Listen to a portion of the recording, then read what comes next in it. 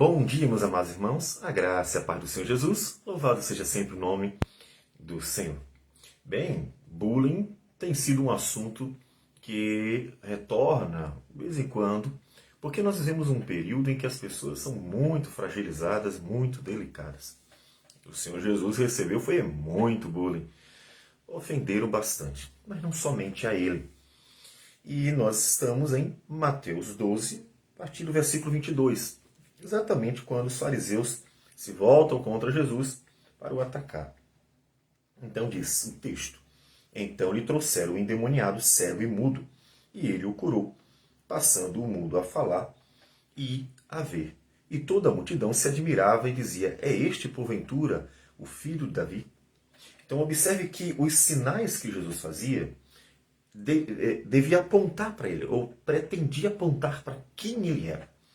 A multidão estava começando a entender. Olha, não seria o filho de Davi? Quando a multidão diz isso, ela está indicando que os sinais que Jesus faz, claro, e a própria pregação da palavra, estavam cumprindo o seu propósito. O propósito não era só curar e fazer as pessoas felizes, pensando, vamos dizer assim, mas era mostrar para elas que ali estava o prometido Messias, o Filho de Deus, o Filho de Davi, apontar para quem Jesus era, a fim de que eles pudessem crer nele, não no que ele fazia apenas, mas crer nele. Isso estava começando a fazer, mas os líderes políticos e religiosos da época, ouvindo isto, diz o texto, mas os fariseus ouvindo isto murmuravam: Este não expele demônios, senão pelo poder de Beelzebul, maioral dos demônios. Então, eles atacam Jesus logo. Uma das razões dos ataques dos fariseus é que eles tinham muita inveja de Jesus. Eles queriam sempre fama e glória, eles estavam sempre atrás disso. E como disse a vocês, Jesus mesmo acusa eles de estarem nas praças orando para todo mundo ver, de se vestirem de uma forma maravilhosa para todo mundo ver. Então, eles queriam realmente aparecer. Né? Jesus disse que buscavam os primeiros lugares, gostavam de estar lá na frente. Então, os fariseus tinham esse interesse em poder, em aparecer, em se chamar a atenção para si. Jesus disse que eles gostavam de ser chamados de mestres. Né? E Jesus até ensinou os discípulos: não façam assim, não façam. Não é preciso nada disso. Né? Então, eles deveriam apenas pregar a palavra, não seguindo o mau exemplo dos fariseus, que chamavam a atenção para si e não para a glória de Deus. E nessa vaidade, nessa inveja, nesse orgulho ferido dos fariseus, eles atacam não só o Senhor Jesus, mas terminam atacando o próprio Deus. Aqui a gente termina tendo uma outra lição importante. Cuidado. Uma vez eu vi um pastor, por causa de algumas manifestações de um grupo do qual não concordava, né? Que aí não vem o caso, ele atacar algumas questões teológicas, mas atacou pesado demais, sabe? Então, cuidado, porque eles, no afã de atacar Jesus, terminaram atacando o próprio Deus, o Filho, o Espírito Santo, e entraram numa enrascada grande. Então, para evitar esse tipo de problema, o que você tem que fazer? Seja cauteloso. Se você não concorda com alguma posição teológica, se você não concorda com alguma coisa, claro, a depender do que seja, né? Tem teologias que são realmente demoníacas, né? Por exemplo, a teologia da prosperidade, que tem alimentado nas pessoas a avareza, a ambição, a ideia de que buscar Deus só para ter as coisas, é uma teologia maligna. E aí a gente vai ver que a Bíblia nos dirige para o oposto dela, né? Uma vida simples, uma vida humilde, uma vida de contentamento e assim por diante. Mas, pensando num ambiente saudável, cuidado, né, para que você não esteja ferindo Deus. As pessoas terminam ferindo Deus em vez de estar ferindo apenas o outro. Né? Ainda que não deva ferir ninguém. Né? Então, esse cuidado é bom. Por isso que saber com que está lidando, a teologia e tudo mais, é importante. Mas continua o texto. Jesus, porém, conhecendo-lhes os pensamentos, disse. Então Jesus, sabendo que eles estavam, a gente poderia considerar que Jesus sabia o pensamento literalmente, ele sabia o que eles estavam pensando. Mas é possível também entender que Jesus estava percebendo que eles estavam cogitando. As duas possibilidades existem. Tá? Então, tanto Jesus poderia estar, ele conhecia o pensamento de todo mundo, ou seja, como Deus, ele conhece os nossos pensamentos. Pode ser isso, mas também pode ser ele percebeu o que eles estavam tramando. Né? Então, seja qual for a questão, ele diz assim: todo reino dividido contra si mesmo ficará deserto, e toda cidade ou casa dividida contra si mesma não subsistirá. Bom, ele vai aplicar isso à questão do reino de Satanás. Mas aqui tem um princípio. Na verdade, ele pega um princípio e vai aplicar a questão momentânea. Aquele momento ali é o ataque deles contra Jesus, né? Dizendo que ele expele os demônios pelo poder de Beelzebul, maioral dos demônios. Então, ele vai aplicar o princípio a isso. Então, nós vamos pegar o princípio e vamos aplicar a outros momentos, a outras questões. Ele diz: todo reino dividido contra si mesmo ficará deserto, e toda cidade ou casa dividida contra si mesma não subsistirá. Então, aqui está o princípio que o Senhor Jesus está nos ensinando. Logo, isso se aplica a todo grupo, né? Então, a igreja ela não deve ser dividida. É por isso que Satanás usa muitas pessoas dentro da igreja local para tentar destruir a igreja local. Porque elas dividem o corpo, e quando elas dividem o corpo, fragilizam e destroem. Elas podem até não ter uma noção da dimensão do problema que elas estão causando, mas elas são instrumentos para destruir a igreja. Então você tenha cuidado quando você pensa em dividir. Tá? Não divida, porque o objetivo da igreja é glorificar a Deus, e o objetivo da igreja é crescer em Deus. Né? Então a igreja tem que seguir em frente, a obra tem que ser feita. Satanás, quando ele quer destruir a igreja, ele quer destruir pessoas, ele quer destruir a obra, ele quer ofender a Deus.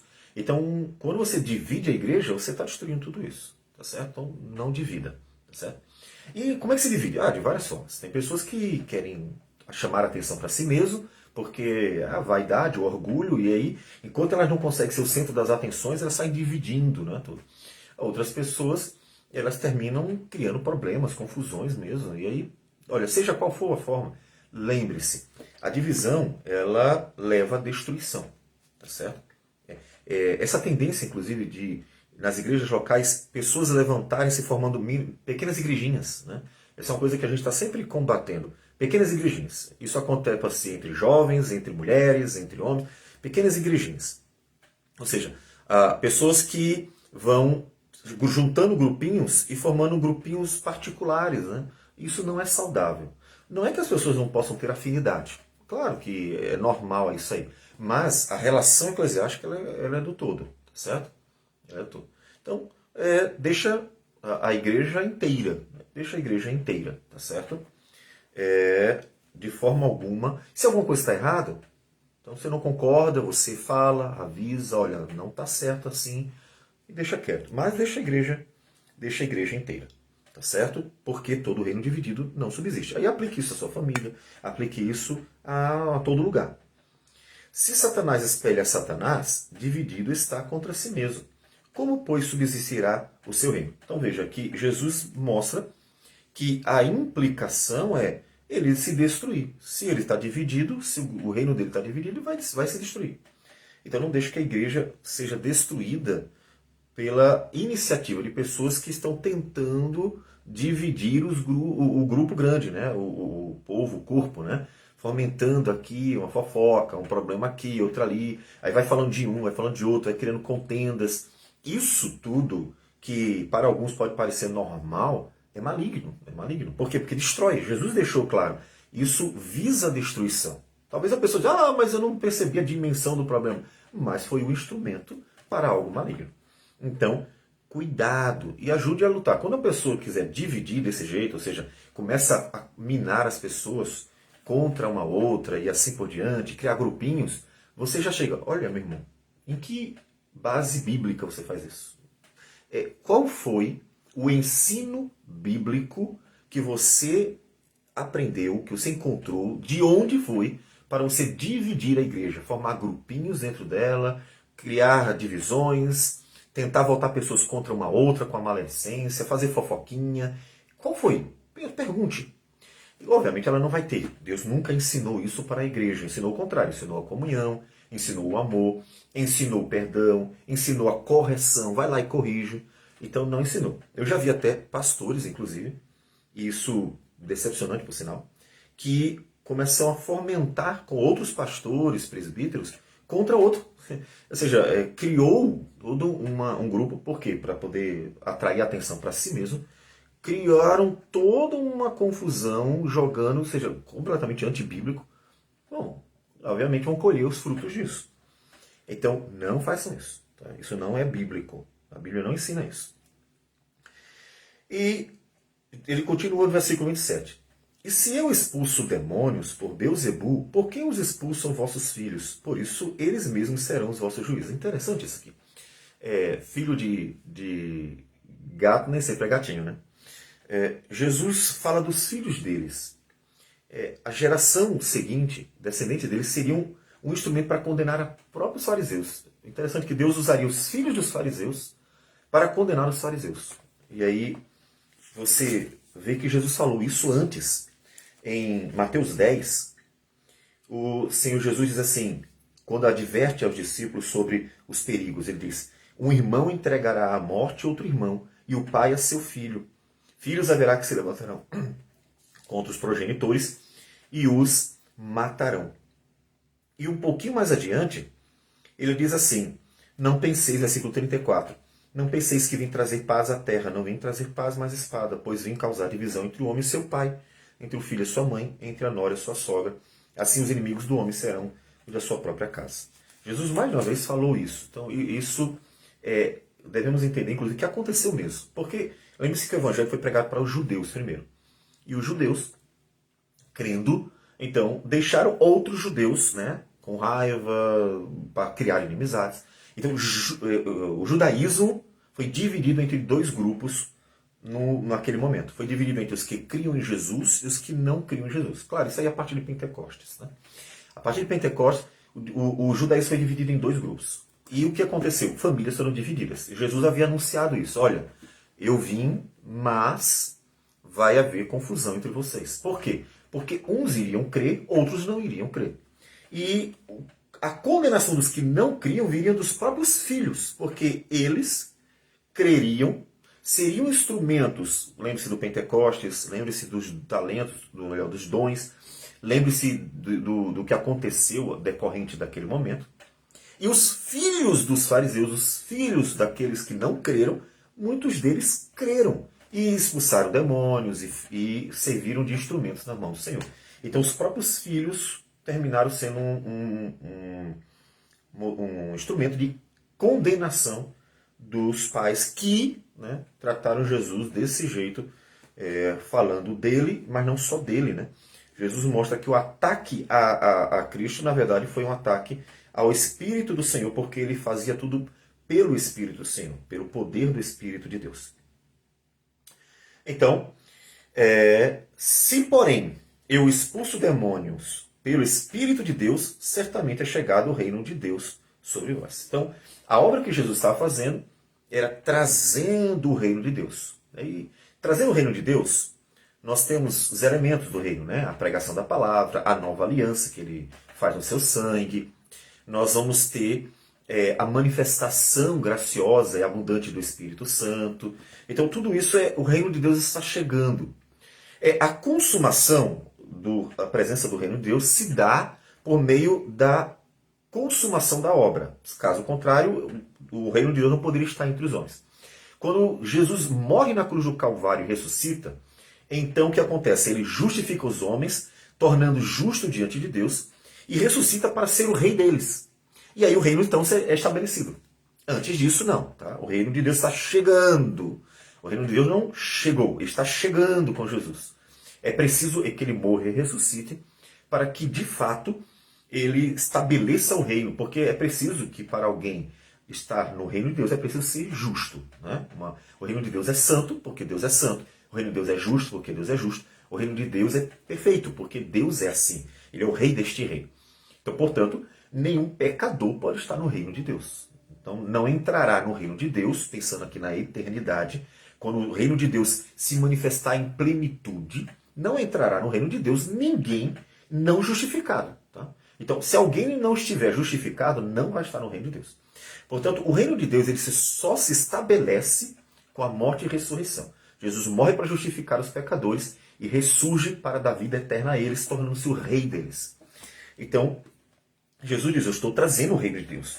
E a prova, a demonstração que Jesus estava trazendo o reino de Deus, estava exatamente naquelas maravilhas. A palavra, claro, pregada com excelência, e as maravilhas que ele estava fazendo. Então, ele estava manifestando o poder do reino de Deus, que é o reino de Deus, vem pelo poder do Espírito Santo, cheio do Espírito Santo. Jesus age pelo poder do Espírito Santo, e eles, em vez de verem a manifestação do reino de Deus, a inveja, o orgulho, a vaidade, cegou eles, cegou. Então, olha uma coisa importante também aqui. O pecado cega, né? Não importa quem. Orgulho cega, vaidade demais cega, inveja cega. Pecado cega uma pessoa. Os pecados em geral cegam uma pessoa. Nesse caso aqui, esses pecados que estão presentes nos fariseus, que odiavam Jesus porque ele fazia coisas boas e os fariseus não conseguiam fazer aquelas coisas. Então, o pecado cega. Tenham cuidado com isso. Você pode matar pessoas por causa do pecado que cegou e não consegue ver que, entre aspas, em nome de Deus, pessoas matam. Né? Paulo concordou com a morte de cristãos porque estava cego. Cego por sua falta de sabedoria. Então, pessoas estão matando dentro da igreja, pessoas estão destruindo dentro da cristandade porque elas são cegas. Nós fazemos a obra de Deus. Mentira, você faz a sua obra. Você faz as coisas para você. É por amor a si mesmo. É por amor ao seu orgulho, à sua vaidade. Não tem nada a ver com a obra do Senhor. Pessoas podem fazer o mal em nome de Deus. Isso aconteceu a história toda, né? Então, cuidado, o pecado cega. Peça a Deus misericórdia, sabedoria. Sempre se coloque diante de Deus. Se perceber sentimentos maus, pede a Deus misericórdia, ajuda para lidar com eles, porque eles, se não são bons, não vem de Deus. Nenhum sentimento mau vem de Deus, tá bom? Nenhum sentimento mau vem de Deus. Nenhuma atitude má vem de Deus, porque Deus não peca e Deus não concorda com o pecado. E Abacuque chega a dizer que Deus é tão puro de olhos que não pode ver o mal. Então, ele não peca, essa é a ideia. Ele não pode, de forma alguma, nem fazer, nem concordar com o mal. E ele continua, versículo 29. Ou como pode alguém entrar na casa do valente e roubar-lhe os bens sem primeiro amarrá-lo, e então ele saqueará a casa? Então ele pega um caso conhecido de qualquer pessoa para dizer que ele está vindo para destruir o reino de Satanás, o império de Satanás. Então, na verdade, Satanás, o império de Satanás é um império sanguessuga. Né? O império de Satanás ele não tem autoexistência. Assim como o mal em geral não tem autoexistência.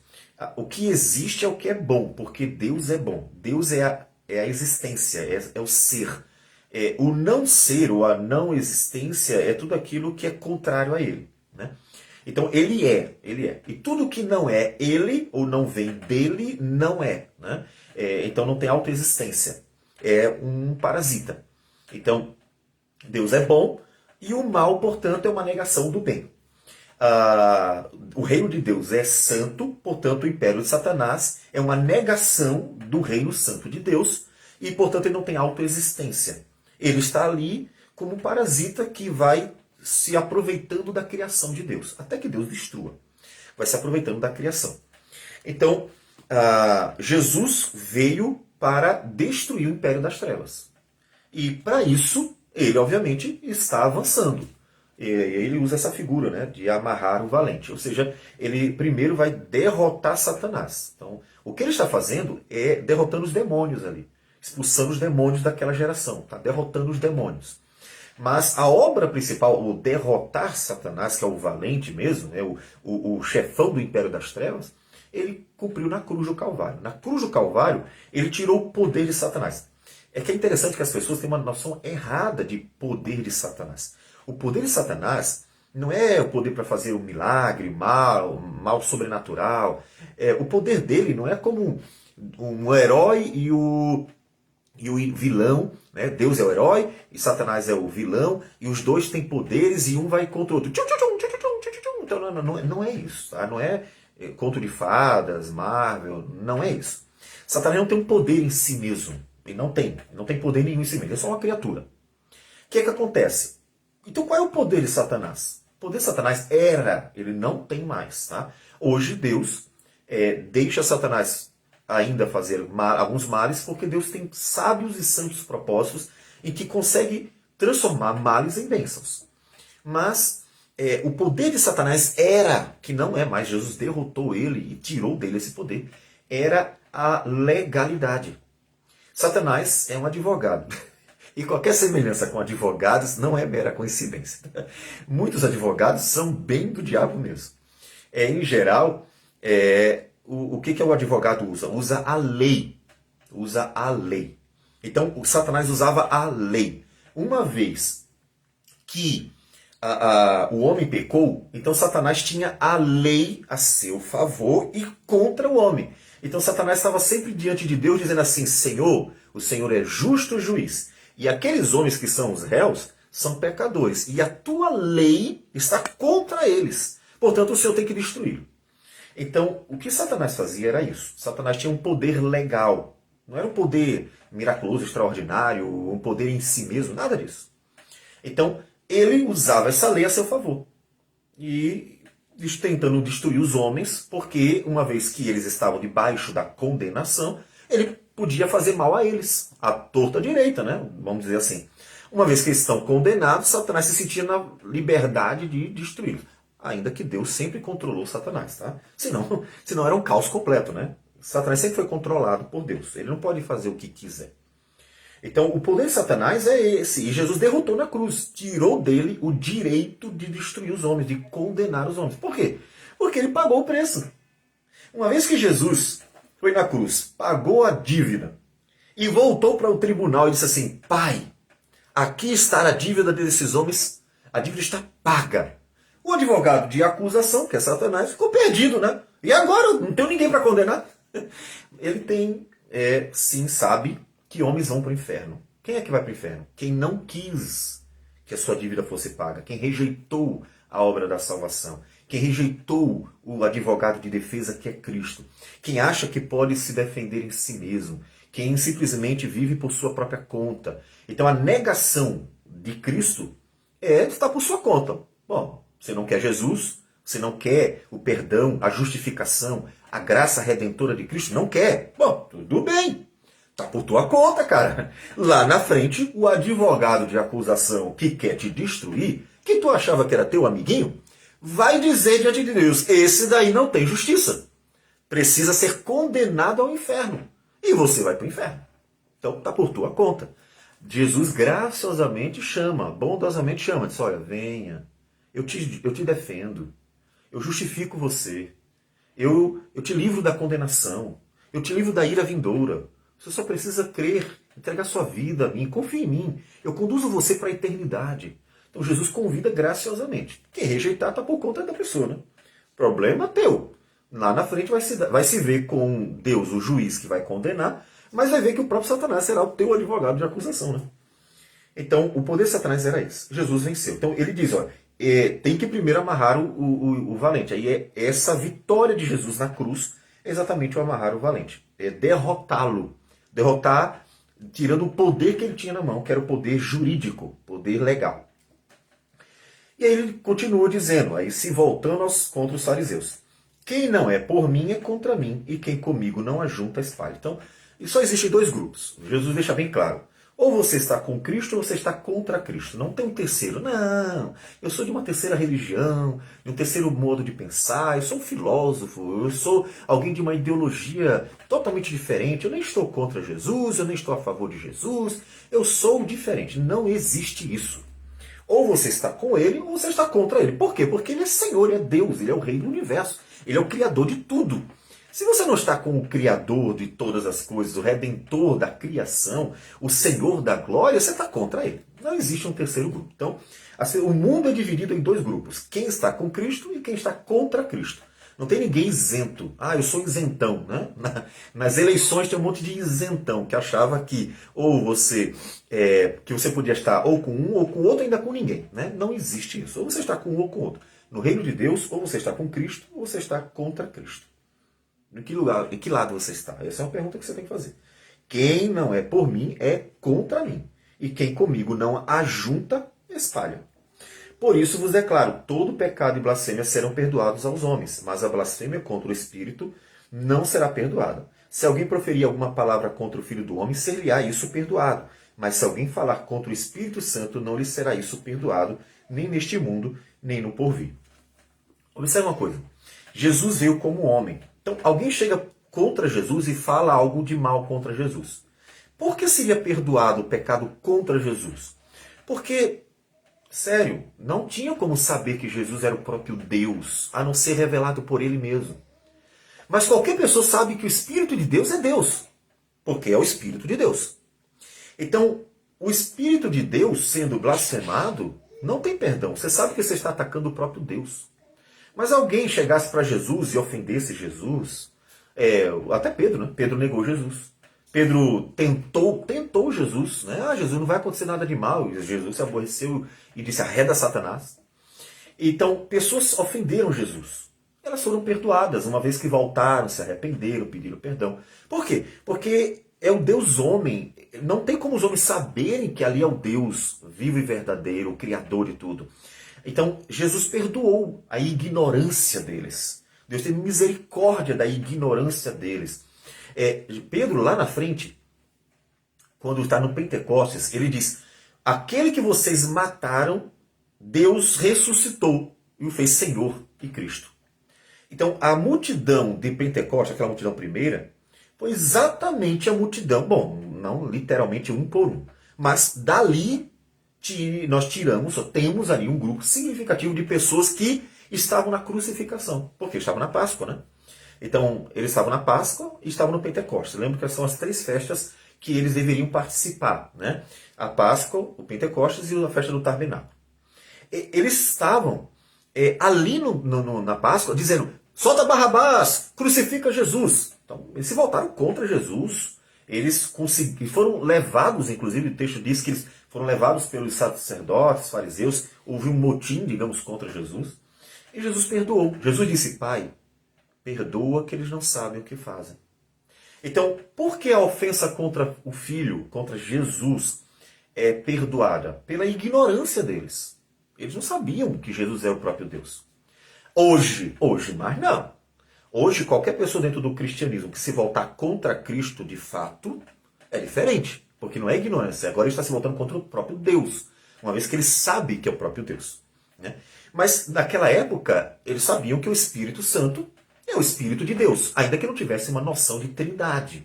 Eles não tinham essa compreensão de trindade. Ainda estava se tornando clara a revelação para o povo de Deus sobre quem é Deus, né, e a respeito da trindade. Mas ele sabia que o Espírito de Deus é de Deus. Então, ofender a Deus, a blasfêmia contra Deus, sabendo quem é Deus, é um pecado imperdoável. Esse é que nós podemos dizer. Alguns dizem assim, mas o pecado imperdoável é negar a Cristo, não se converter. É claro, né? É óbvio demais. Então, o óbvio a gente não precisa dizer. Se você não confessa a Cristo, se você negou a Cristo, ou como se diz, resistiu à graça, ao chamado divino, o chamado, é claro que você não vai ser salvo, isso é óbvio demais. Então, mas aqui a questão é outra, é um detalhe interessante. É que realmente ofender a Deus, blasfemar a Deus por quem Ele é. Você sabe quem é Deus e blasfema de Deus, não tem perdão. Não tem perdão. Porque você se voltou contra o Deus sabendo quem Ele é.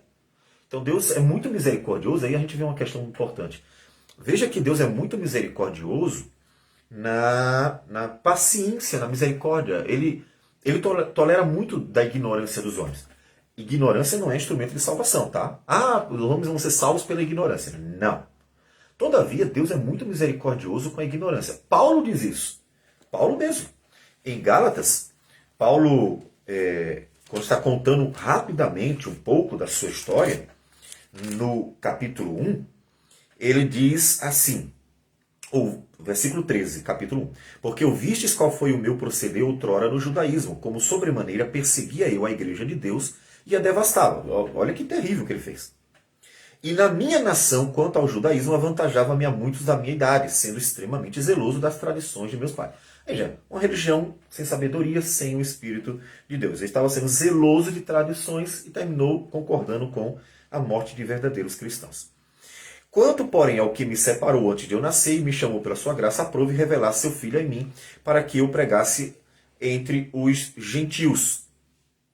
Sem detença, não consultei carne ou sangue. Então, ele, apesar de ter feito tudo aquilo dali, apesar de ter feito aqueles males, né? Ele vai dizer que fez na sua ignorância. Veja, ele conta o que ele fez, tá certo? Mas ele diz, Deus teve misericórdia. Eu agora confesso que eu estou tentando lembrar qual é dos versículos exatamente a referência. Mas ele vai dizer assim, Deus teve misericórdia porque eu fiz na ignorância. Se não me falha a memória, Timóteo, agora, pulando para Timóteo. Então vocês viram o que eles dizem em Gálatas? E a referência do outro texto é o texto de Timóteo. Quando Paulo diz assim a Timóteo. Cadê? Timóteo, capítulo 1, 1 Timóteo. Ele diz, sou grato para com aquele que me fortaleceu, Cristo Jesus nosso Senhor, que me considerou fiel, designando-me para o ministério, a mim que noutro tempo era blasfemo, e perseguidor, e insolente, ou seja, ele vivia uma religiosidade, mas que era contrária a Deus. Então nem toda religiosidade é boa. Mas obtive misericórdia, pois o fiz na ignorância, na incredulidade. Eu não sabia o que estava fazendo.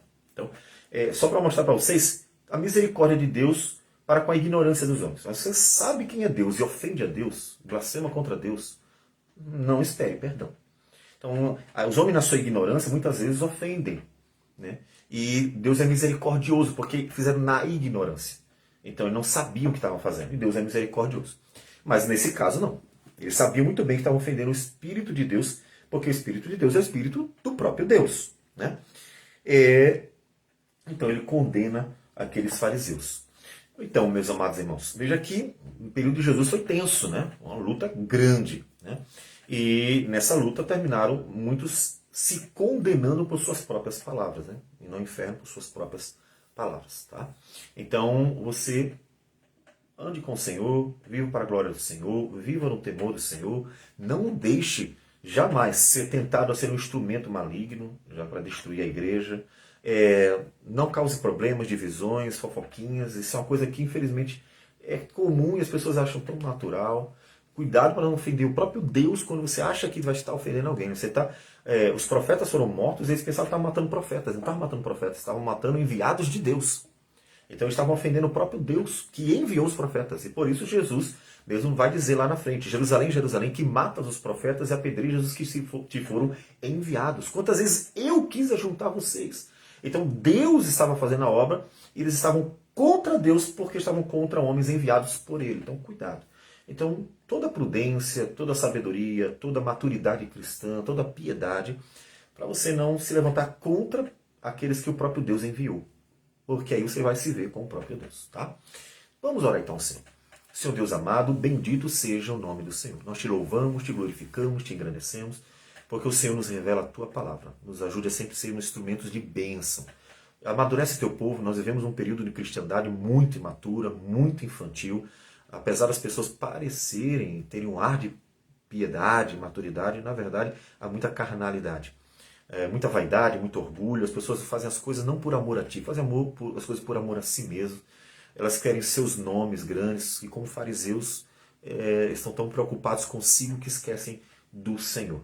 E eu, Deus, peço que o Senhor quebrante corações, transforme para que a tua igreja cresça biblicamente, cresça saudável, cresça conforme a tua palavra, não segundo tradições e leis criadas pelos homens, mas segundo o Senhor, para que o teu nome seja glorificado neste mundo. Ó Deus, não deixa, a tua igreja tem sido também muito atacada, Senhor, não deixa que ela desista jamais. Que ela possa ser firme, Senhor, e não abra brechas para o inimigo. É o que nós te pedimos, oramos, agradecendo, em nome de Jesus. Amém, Senhor. Então que Deus abençoe a todos e tenham um bom fim de semana.